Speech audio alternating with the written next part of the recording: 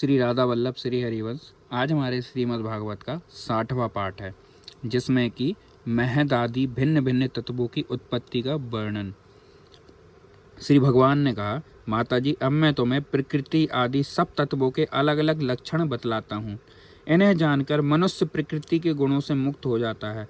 आत्मदर्शन रूप ज्ञान ही पुरुष के मोक्ष का कारण है और वही उसकी अहंकार रूप हृदय ग्रंथि का छेदन करने वाला है। ऐसा पंडितजन कहते हैं। उस ज्ञान का मैं तुम्हारे आगे वर्णन करता हूँ। यह सारा जगत जिससे व्याप्त होकर प्रकाशित होता है, वह आत्मा ही पुरुष है। वह अनादि निर्गुण प्रकृति से परे अंतःकरण में स्फुरित होने वाला और स्वयं प्रकाश है। उस सर्वव्यापक पुरुष ने अपने पास लीला विलास पूर्वक आई हुई अव्यक्त और त्रिगुणात्मिका वैष्णवी माया को स्वेच्छा से स्वीकार कर लिया। लीला परायण प्रकृति अपने सत्वादि गुणों द्वारा उन्हीं के अनुरूप प्रजा की सृष्टि करने लगी। यह देख पुरुष ज्ञान को आच्छादित करने वाली उसकी आवरण शक्ति से मोहित हो गया, अपने स्वरूप को भूल गया।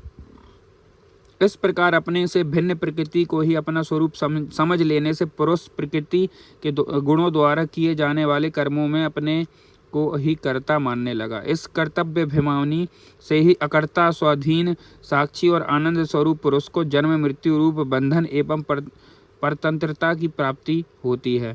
कार्य रूप शरीर, कारण रूप इंद्रियां तथा कर्ता रूप इंद्रियाधिष्ठात्र देवताओं में पुरुष जो अपनेपन का आरोप कर लेते हैं, उसमें पंडित जन प्रकृति को ही कारण मानते हैं तथा वास्तव में प्रकृति से परे होकर भी जो प्रकृति स्थित हो रहा है, उस पुरुष को सुख दुखों के भोगने में कारण मानते हैं। देवहूति ने कहा, पुरुषोत्तम, इस विश्व के स्थूल सूक्ष्म कार्य जिनके स्वरूप हैं तथा जो इसके कारण हैं, उन प्रकृति और पुरुष का लक्षण भी आप मुझसे कहिए।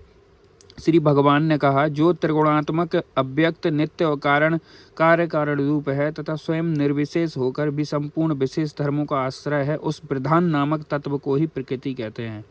5 महाभूत, 5 तन्मात्रा, 4 अंतःकरण और 10 इंद्रियां, इन 24 तत्वों के समूह को विद्वान लोग प्रकृति का कार्य मानते हैं। पृथ्वी, जल, तेज, वायु और आकाश, ये 5 महाभूत हैं। गंध, रस, रूप, स्पर्श और शब्द, ये 5 तन्मात्र माने गए हैं। स्त्रोत, त्वचा, चक्षु, रसना, नासिका, बाक, पाणी, पाद, उपस्थ और पायु, ये 10 इंद्रियां हैं। मन, बुद्धि, चित्त, अहंकार, इन 4 के रूप में एक ही अंतःकरण अपनी संकल्प, निश्चय, चिंता और अभिमान रूप 4 प्रकार की वृत्तियों से लक्षित होता है। इस प्रकार तत्वज्ञानी पुरुषों ने सगुण ब्रह्म के सन्निवेश स्थान इन 24 तत्वों को ही संख्या बतलाई है। इनके सिवा जो काल है वह 25वां तत्व है। कुछ लोग काल को पुरुष से भिन्न तत्व न मानकर पुरुष का प्रभाव अर्थात ईश्वर की संहार कारिणी शक्ति बताते हैं, जिससे माया के कार्य रूप देहादि में आत्म तत्व का अभिमान करके अहंकार से मोहित और अपने को कर्ता मानने वाले जीव को निरंतर भय लगा रहता है। मनुपुत्री, जिनकी प्रेरणा से गुणों की साम्यावस्था रूप निर्विशेष प्रकृति में गति उत्पन्न होती है, वास्तव में वे पुरुष रूप भगवान ही काल कहे जाते हैं। इस प्रकार जो अपनी माया के द्वारा सब प्राणियों के भीतर जीव रूप से और बाहर काल रूप से व्याप्त हैं, वे भगवान ही 25वें तत्व हैं। जब परम पुरुष परमात्मा ने जीवों के अदृश्य बस क्षोभ को प्राप्त हुई संपूर्ण जीवों की उत्पत्ति स्थान रूपा अपनी माया में चिच्छे शक्ति रूप वीर स्थापित किया, तो उससे तेजोमय महतत्व उत्पन्न हुआ। लय, विक्षेप आदि रहित तथा जगत के अंकुर रूप इस महतत्व ने अपने में स्थित विश्व को प्रकट करने के लिए ही अपने स्वरूप को आच्छादित करने वाला प्रलयकालीन अंधकार को अपने ही तेज से पी लिया। जो सत्व गुण स्वच्छ, शांत और भगवान की उपलब्धि का स्थान रूप चित्त है, वही महतत्व है और उसी को वासुदेव कहते हैं। जिस प्रकार पृथ्वी आदि अन्य पदार्थों के संसर्ग से ही पूर्व जल अपनी स्वाभाविक फेन तरंग रहित अवस्था में अत्यंत स्वच्छ, विकार शून्य एवं शांत होता है, उसी प्रकार अपनी स्वाभाविक अवस्था ही दृष्टि से स्वच्छत्व, अविकारित्व और शांतत्व वृत्तियों सहित चित्त का लक्षण कहा गया है। तदंतर भगवान की वीर रूप शक्ति चित्त शक्ति से उत्पन्न हुए महतत्व के विकृत होने पर उससे क्रिया शक्ति प्रधान अहंकार उत्पन्न हुआ। वह वैकारिक तेजस और तामस भेद से 3 प्रकार का है। उसी से क्रमशः मन, इंद्रियां और पंच महाभूतों की उत्पत्ति हुई। इस भूत, इंद्रियां और मन रूप अहंकार को ही पंडित जन साक्षात संकर्षण नामक सहस्त्र सिर वाले अनंत देव कहते हैं।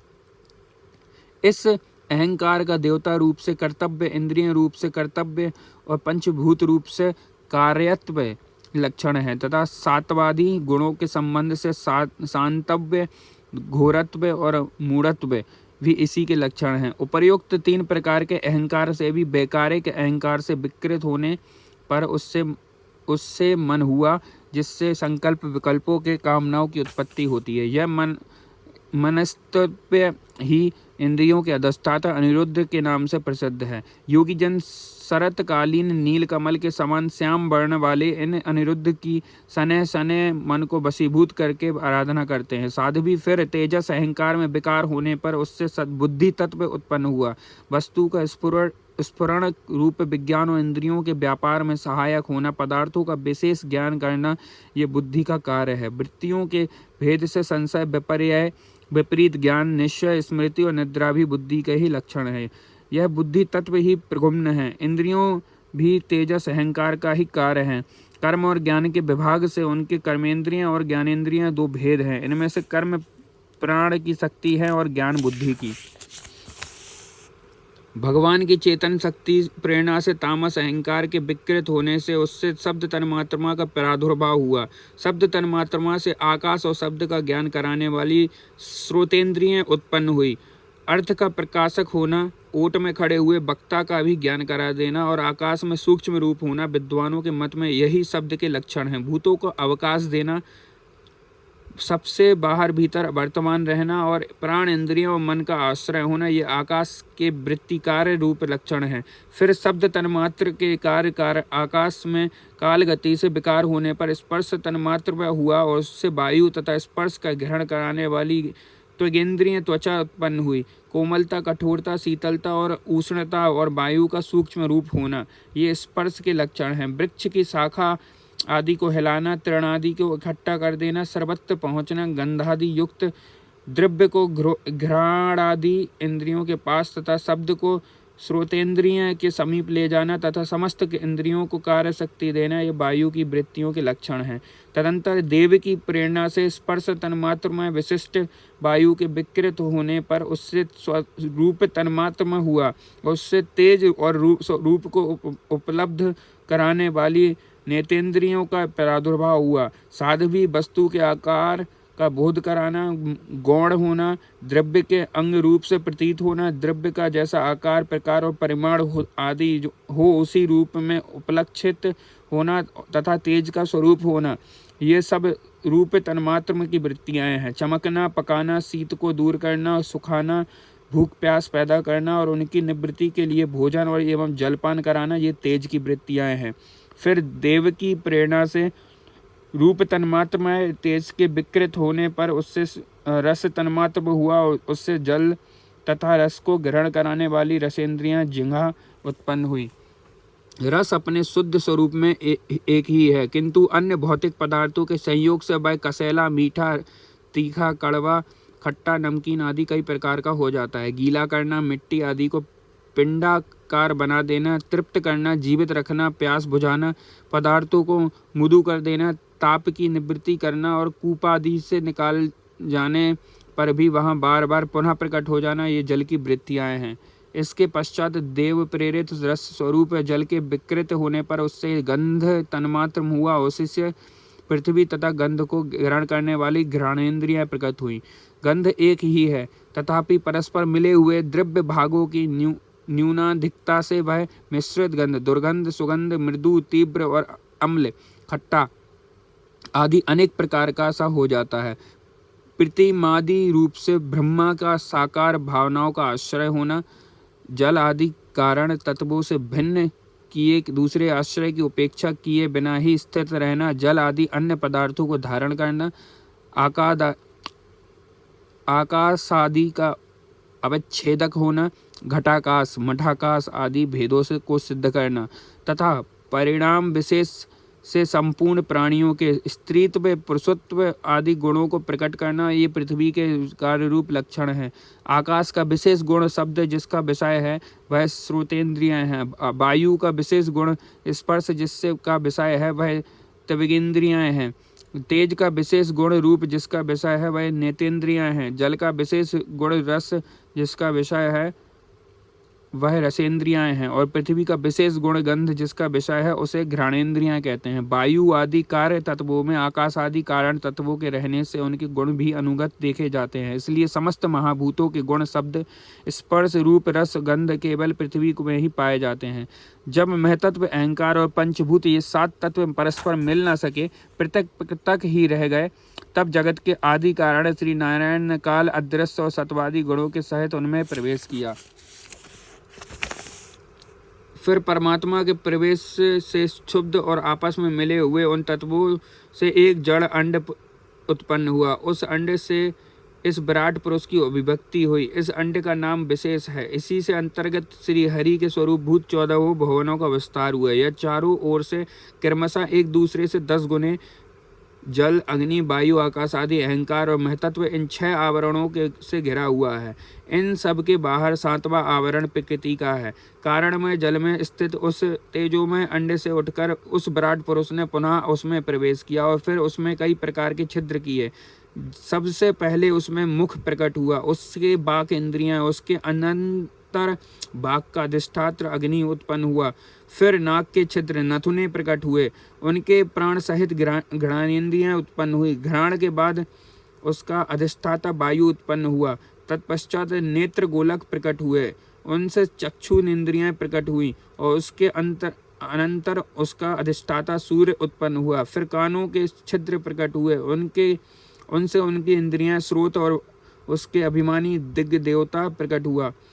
इसके बाद उस विराट पुरुष के त्वचा उत्पन्न हुई, उसमें रोम, मूछदाढ़ी तथा सिर के बाल प्रकट हुए और उनके बाद त्वचा का अभिमानी औषधियां, अन्न आदि उत्पन्न हुई। इसके पश्चात लिंग प्रकट हुआ, उससे वीर और वीर के बाद लिंग का अभिमानी अपोदेव जल उत्पन्न हुआ। फिर गुदा प्रकट हुई, उससे अपान वायु और अपान के बाद उसका अभिमानी लोकों को भयभीत करने वाला मृत्यु देवता उत्पन्न हुआ। तदंतर हाथ प्रकट होने हुए, उनके बल और बल के बाद हस्तेंद्रियों का अभिमानी इंद्र उत्पन्न हुआ। फिर चरण प्रकट हुए, उनसे गति गमन की क्रिया, और फिर पादेंद्रियों का अभिमानी विष्णु देवता उत्पन्न हुआ। इसी प्रकार जब विराट पुरुष के नाड़ियां उत्पन्न हुई और उनसे रुधिर उत्पन्न हुआ और उससे नदियां हुई, फिर उसके उदर पेट प्रकट हुआ, उससे सुधा पिपासा की अभिव्यक्ति हुई और फिर उदरता अभिमानी समुद्र देवता उत्पन्न हुआ। तत्पश्चात उसके हृदय प्रकट हुआ, हृदय से मन का प्राकट्य हुआ, मन के बाद उसका अभिमानी देवता चंद्रमा हुआ। फिर हृदय से ही बुद्धि और उसके बाद उसका अभिमानी ब्रह्म हुआ। तत्पश्चात अहंकार और उसके अनंतर उसका अभिमानी रुद्र देवता उत्पन्न हुआ। उसके बाद चित्त और उसका अभिमानी क्षेत्रज्ञ प्रकट हुआ। जब ये क्षेत्रज्ञ के अतिरिक्त सारे देवता उत्पन्न होकर भी विराट पुरुष को उठाने में असमर्थ रहे तो उसे उठाने के लिए क्रमशः फिर अपने अपने उत्पत्ति स्थानों में प्रविष्ट होने लगे। अग्नि ने वाणी के साथ मुख से प्रवेश किया, परंतु इससे विराट पुरुष न उठा। वायु ने घ्राणेन्द्रियों के सहित नासा छिद्रों में प्रवेश किया, फिर भी विराट पुरुष न उठा। सूर्य ने चक्षु के सहित नेत्रों में प्रवेश किया, तब भी विराट पुरुष न उठा। दिशाओं ने श्रवणेन्द्रियों के सहित कानों में प्रवेश किया, तो भी विराट पुरुष न उठा। औषधियों ने रोमों के सहित त्वचा में प्रवेश किया, फिर भी विराट पुरुष न उठा।